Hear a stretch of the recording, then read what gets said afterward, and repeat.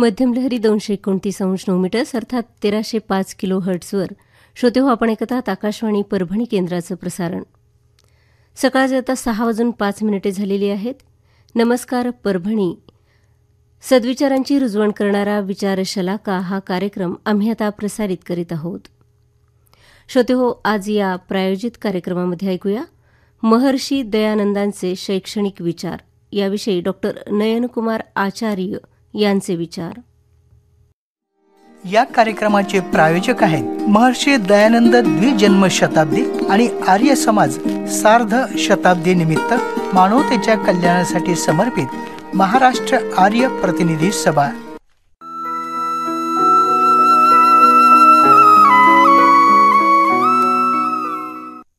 महर्षी दयानंदांचे शैक्षणिक विचार. शिक्षण म्हणजे मानवी जीवनाचा आधार. शिक्षणाशिवाय मानव प्रगती करू शकत नाही. शिक्षणाअभावी माणूस हा पशु बनतो, तर शिक्षणामुळे माणूस देव मानव बनण्याचा प्रयत्न करतो. स्वामी दयानंद सरस्वतींनी शिक्षणाचे महत्त्व प्रतिपादन करताना चरित्रात्मक आणि मानवी मूल्यात्मक विचार मांडण्याचा प्रयत्न केला आहे. स्वामी दयानंद सरस्वती खऱ्या अर्थाने शिक्षणाचे 3 घटक मानतात: माता, पिता आणि गुरु. यासाठी ते शतपथ ब्राह्मण ग्रंथातील सूक्तीचा आधार देत म्हणतात, मातृमान, पितृमान, आचार्यवान पुरुषो वेद. वस्तुतः आई वडील व आचार्य हे 3 उत्तम शिक्षक असतात, तेव्हाच माणूस खऱ्या अर्थाने ज्ञानवान बनतो. ज्याचे माता पिता धार्मिक विद्वान असतात ती मुले भाग्यशाली असतात, आणि तेच कुळ धन्य होय ज्यांना आणि ज्या मुलांना आई वडिलांकडून उपदेश मिळत असतो.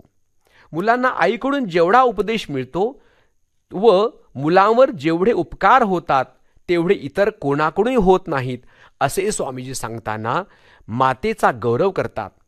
आई हे मुलांसाठी पहिली शाळा आहे, याचा या दृष्टिकोनातून आपणास आविर्भाव दिसून येतो. कारण आई जशी आपल्या मुलावर प्रेम करते, त्याचे कल्याण करू इच्छिते, तसे इतर कोणी करू शकत नाही. म्हणून मातृमान म्हणजेच प्रशस्ता, धार्मिकी, विदुषी, माता विद्यते यस्य स मातृमान असे स्वामीजी म्हणतात. मुले लहान असतानाच या मुलामध्ये सदाचाराची जोपासना करण्याचे कार्य आईवडिलांनी करावे असे स्वामीजी सांगतात. स्वामीजी आपल्या सत्यार्थ प्रकाश ग्रंथाच्या प्रथम समुल्लासात ईश्वराच्या तत्वांचा आणि दुसऱ्या समुल्लासात शिक्षणाचा विचार मांडतात, तर तिसऱ्या समुल्लासात विद्यार्थ्यांच्या अध्यापन आणि अध्ययन आणि अध्यापनाच्या प्रक्रियेवर विचार मांडतात. या प्रसंगी स्वामीजी म्हणतात, मातेने मुलांना नेहमी चांगली शिकवण द्यावी, म्हणजे ते सभ्य बनतील. कोणत्याही अंगप्रत्यंगाचा दुरुपयोग ते करणार नाहीत. त्यांची वाणी मधुर असावी.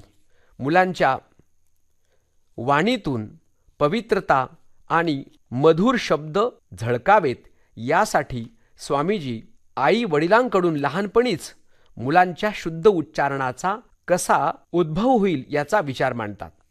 त्याबरोबरच मुलामुलींना देवनागरी म्हणजेच बाळबोध शिक्षणावर देखील स्वामीजी भर देतात. नाना प्रकारच्या अंधविश्वासापासून मुलांना दूर ठेवावे असेही स्वामीजी सांगतात.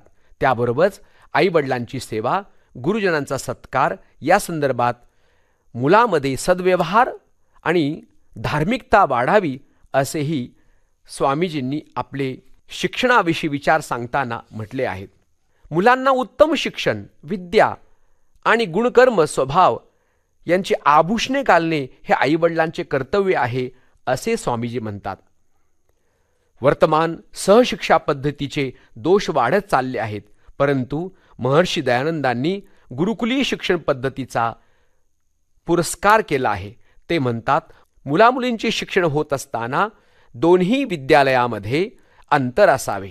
यामुळे मुलामुलीमध्ये चांगल्या संस्कारांची जोपासना होण्यास मदत मिळेल. अशा प्रकारे स्वामी दयानंद सरस्वती यांनी शैक्षणिक विचार मांडत असताना नैतिक मूल्य व चारित्र्याच्या विकासावर भर दिला आहे. या कार्यक्रमाचे प्रायोजक होते महर्षी दयानंद द्विजन्म शताब्दी आणि आर्य समाज सार्ध शताब्दी निमित्त मानवतेच्या कल्याणासाठी समर्पित महाराष्ट्र आर्य प्रतिनिधी सभा.